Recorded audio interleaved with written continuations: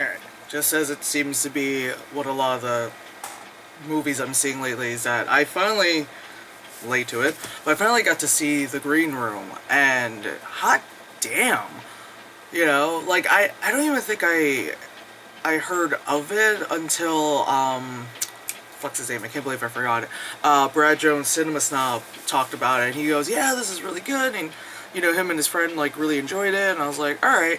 And also, it has like Anton Yelkin in it, and I really like the guy. And then, of course, of late, poor kid like passed away and stuff. And a lot of people, and I follow a bunch of like movie blogs on Tumblr, and then like again, as of recent, a lot of people are like blogging about it. I'm just like, all right, let me see if I can. Let me see where it's playing. Let me go see it. And yeah, this movie is really good. Like, obviously, I'm kind of like gonna go into spoilers, but so Anton Yelkin and friends, they're in a punk band, and they're literally living like gig to gig. That's the only way they're making any money. They're like scrapping by. They have to like siphon gas out of like other cars, to like fuel like their van and all that shit. It's like they're hitting hard times as a band of white kids in a punk band. Anyway, so they meet up with some like stereotypical punk kid. He's got the mohawk and studs and shit, and he's like, yeah, I got you guys this gig, but it's at like a skinhead like bar, and they're like, okay. And like the main reason they did it is because it was gonna like pay them like $300-400, because prior to that they were playing at a fucking like, I don't know, like a Mexican restaurant or some shit like that. It's kind of funny to see like this kind of Mexican restaurant, and you just hear them like 1, 2, 3, 4, bah, bah, bah, bah, like that kind of music, and sombreros everywhere. But hey, they were paid in very little money, but with lots of food. So at least I got something. Yeah, like that gig was pretty bad because split money, yada yada. Each person got like $6 or something. And there's like 4 members of the band. It's like, yeah, that's not good pay. So yeah, they get the skinhead place, and it's like this kind of gross rundown spot, and it's kind of like, oh, these skinheads would go there because it's a piece of shit, just like them. So of course, like they're like, hey, we're not supposed to play anything political wise and blah blah blah, but let's play the song. He's like, fuck you punks, and they're like, hey, that's the skinhead accent, hey. Anyway, they're just like, hey, what the fuck, throwing beer bottles at them, and they're like, we don't give a fuck, and, they're playing, and all that shit, and while they're playing, like, Anton Yelkin, like, spots, like a kind of cute girl and friend, in the audience, yada yada. They finish their gig, they go back to their green room, as the title is. They start seeing their stuff, like, outside of the green room, and the guy's like, yeah, sorry, the headliners just came in, they're using it, but here's all your stuff, and here's your money. And the girl, the only girl in the band, is like, fuck my phone, because you see her like, plugging it in to charge when they're in their green room at the time. And Anton is like, alright, I got it, let me go get it. He opens the door, he's like, oops, sorry guys, unplugs the phone. And what I would have done is, sorry guys, blah blah, don't look, just say I'm sorry, grab it, and go. But he like looked up, and the cute girl like is on the floor with like something in her cranium, just and there's a couple skinhead guys. There's like the kind of ratty looking blonde girl. I think her name is Sam. She's there, and then because he saw, I guess, what happened, they were just like, oh no, you saw, why couldn't you lock the door? Like the whole reason was like, you could have locked the doors, could have been simply done, and all this fucking shit.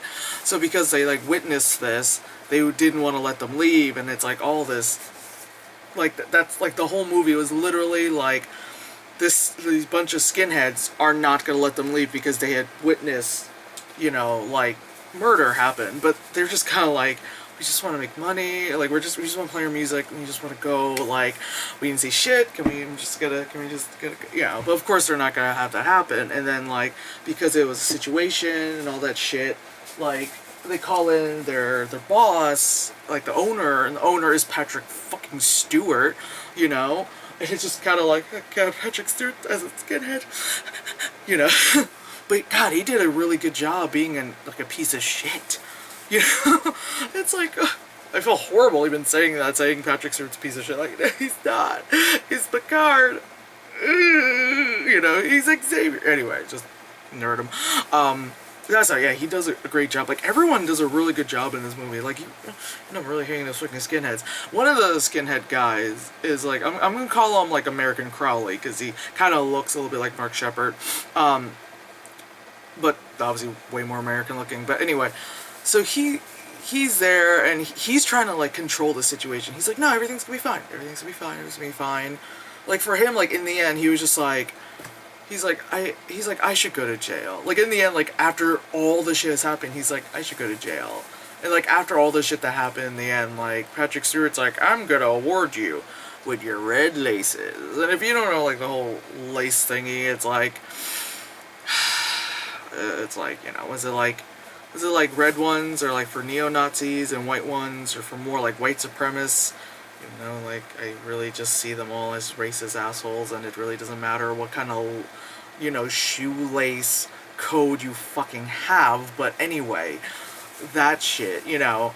But yeah, so they're locked in the green room with the dead girl, the dopey friend Sam, and then like this big fat skinhead guy, and then he has like this kind of small like little revolver, and they're trying to like tell him to get out, and then they're like, want the cops to come, and obviously because Anton had called 911 the girl's cell phone, the cops came, but then like they had to fake a stabbing and all that stuff with a couple of the skinheads, and I guess obviously the cops knew that was like a skinhead bar, so like the situation gets diffused, so the cops go away because, oh, that was a stabbing, that was it, yada yada.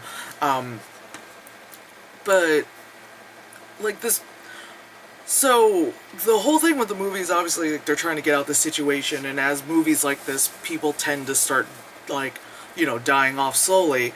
Not slowly, but and then not quickly either, but yeah, they start dying off. But like, this movie does so well with like actually making you jump at moments. Like, they're really good at that. Not in like a jump scare, like, ah, kind of like, oh, that was nothing, but literally like, you weren't expecting something, you know? Like, there's one part where, like, one of the skinheads is gonna try to help them escape, and, like, he's, like, trying to, like, grab stuff from underneath, like, the counter. He's like, ah, ba, ba, ba, and, like, I really wasn't expecting it, you know? And he's like, ah, ba, ba, all of a sudden, bam, shotgun to the head, and he just, like, because it was kind of quiet, and they're like, all right, let's get out of here, pack, and you're like, oh, hit, you know? I actually found myself going, oh, shit, did like that a couple times, like, actually watching the movie, you know? Because it you know, garner that kind of reaction, which is good, you know. It was like a legit reaction. It wasn't like, oh god, or like, fuck you, you know, when movies like this do like jump scares, or like, oh sorry, you know, we're trying to be quiet and someone like knocked over a bunch of dishes, ah, you know, that kind of stuff, you know. There's a reason for noises and blah blah blah, you know. And yeah, so like they start dying, like oh my god, there's this part where they kill the big fat guy that was there. So like the drummer, I think it's the drummer, he like put the guy in like a fucking like arm bar, and then like because like shit happens, he like kind of like, I think he breaks or dislocates the guy's arm. Anyway, he fucks him up kind of like that, but he's still a big guy. And then, you know, so then he puts them in like a chokehold, and they're like, you know, tell me when he's out, and he's like, okay, he's out, let's go. And then the guy's like, ooh, and they're like, oh no, and then he puts them again, like, ah. And then they're just like, well, how would we know if, you know, he's, what do you call it, like, how do we know if he's actually like out for good? And the blonde girl Sam fucking like just picks up the box cutter that was in the guy's hand, because in his pockets they had him like empty out his pockets, you know, yada yada, and just takes the box cutter and just goes shoot on the guy. And that's a sharp ass fucking box cutter, because it just cut like, you know, as they would say, hot knife through butter, like whoosh, like that. She was just like, no remorse, you know.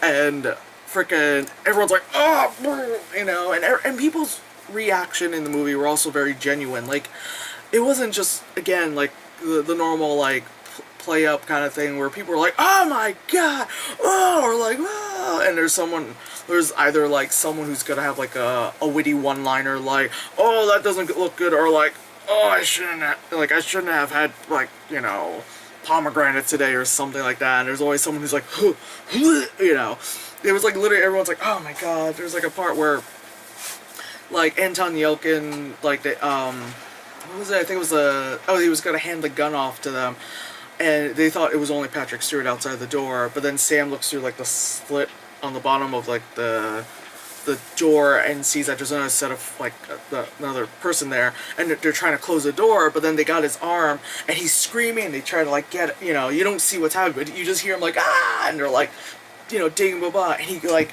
comes out, and you know his like hand is like cut, you know, he's like practically his hand is like that, and he's got all these cuts, you know, because they were probably like fuck it, you know, like we're gonna hurt you, instead of just being like thanks for whatever, and his reaction for it like is like but it's not like a like kind of over exaggerate, but literally like if you're just like, you know, he's scared, he's surprised, like, you know, he doesn't know what to do, so he's like crying as well. He's not just like screaming over the top like whoa, like he's just like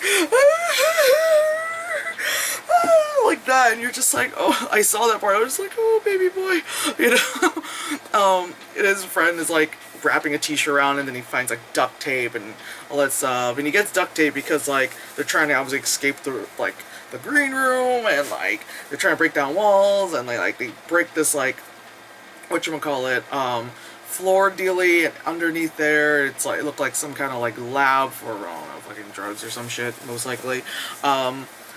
And yeah, so there was that, and it's just oh my god, and then like the singer gets killed because one of like the freaking like Nazi dogs freaking like, you know, all that stuff, and at one point they try to escape, like the poor girl dies, like I wanted the girl to live, the like she dies, like she gets bitten by the dog. They literally like by then they already like escaped, but like all the fucking skinheads are waiting right out there like to shoot them off, and like they don't get, like I think the girl Sam gets, I think, like grazed by a bullet, because I remember she duct taped her leg. But then like the chick in the band fucking gets bitten by the dog, and like she dies. And it's like Jesus Christ, I forgot how the drummer died. I know he did, and it was horrible. My brain just somewhere else. But yeah, like after like Jesus Christ, them trying to get out the situation. Like again, it's also like very. It was very realistic, but not like stupid, you know, like you could see that happening, you know, you could kind of see like if you and your kind of like dopey friends were like stuck in a situation like that, you know, there wasn't like anything like they had guns, but they weren't very good at using them because they've never really held guns before, kind of stuff. It's not, speaking of guns, I really hope that wasn't a gunshot. I want to close this window and move away.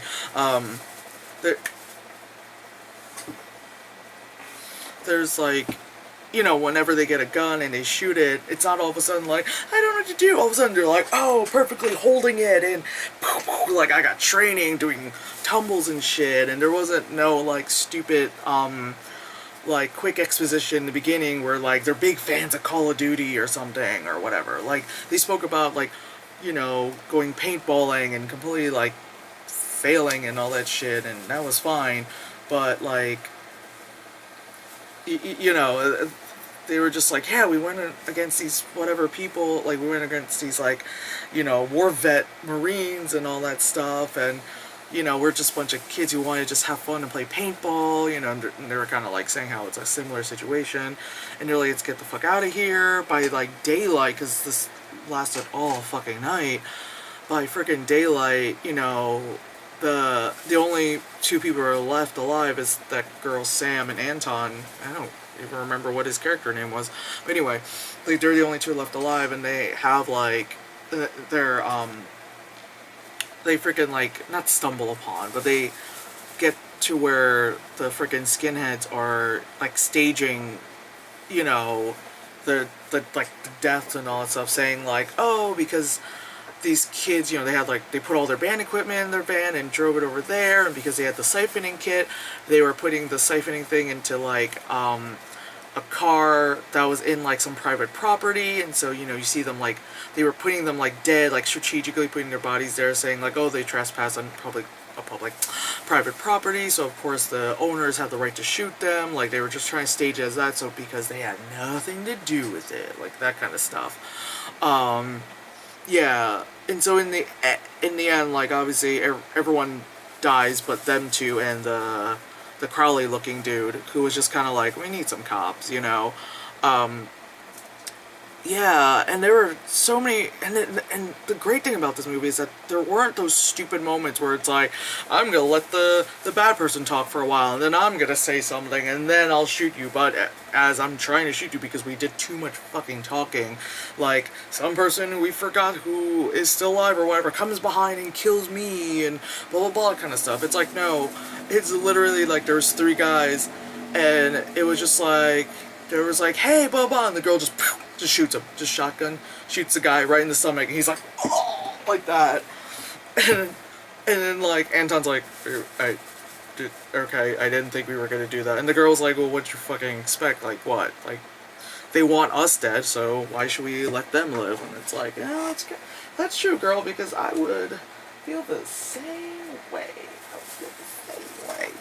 You know, oh man, just, yeah, like the I haven't watched a movie in a long time that actually made me, like, jump like that and be like, oh shit, I really didn't see that coming. Yeah, and like I said, like, the acting was done well, you know, like, the situations also didn't, like, last too long, where it was just like, oh, for God's sakes, just fucking shoot the person, or for God's sakes, like, you're talking so much, you could be escaping right now, like, that kind of stuff, you know? Or there wasn't those stupid moments where, like, the door's right there, we can leave, but no, this is too good to be true, let's stay behind. Like, no, they didn't do that. It was funny that, like, every so often when they tried to escape and then they couldn't because they were probably getting shot at or whatever, they would retreat back to the green room because they're just like, I don't know what else. But anyway, yeah, if you can go see Green Room, go see Green Room. I'm behind on this because I think this movie technically came out way long ago and now is finally being released at theaters. But anyway, rest in peace, Anton. Go see Star Trek when that comes out, obviously. But yes, that was Green Room. Very much enjoyed it.